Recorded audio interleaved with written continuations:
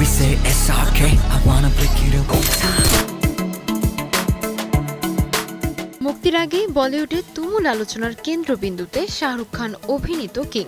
আর এবার সামনে এলো ছবি নিয়ে নতুন তথ্য। ভারতীয় গণমাধ্যমের খবর অনুযায়ী কিং এর মূল শুটিং প্রায় শেষ। এখন বাকি রয়েছে শুধু বিদেশের অংশের শুটিং। সবকিছু ঠিক থাকলে আগামী আগস্টেই শুরু হতে পারে ছবির শেষ ধাপের শুটিং। জানা গেছে বর্তমানে ছবির একটি বিশেষ টিম যুক্তরাষ্ট্রে বিভিন্ন শুটিং লোকেশনে ঘুরে দেখছে।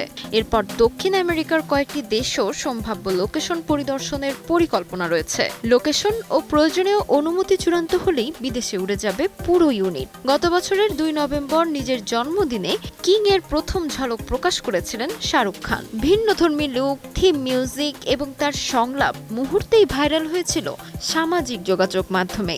এরপর থেকেই ছবিটি ঘিরে দর্শকদের প্রত্যাশা শুধু বেড়েই চলেছে। টাইফুন ফ্যাব্রিক কেয়ার, ফ্যাব্রিক কেয়ারের সুপার পাওয়ার।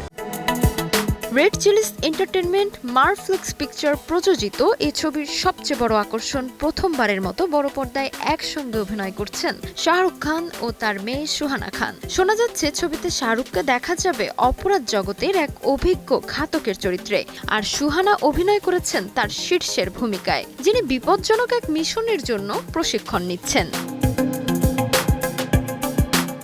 ইতোমধ্যেই মুক্তির আগেই কিং আগামী বছরের সবচেয়ে প্রতীক্ষিত বলিউড সিনেমাগুলোর একটি হয়ে উঠেছে। তাজমিলা খান, সময় সংবাদ।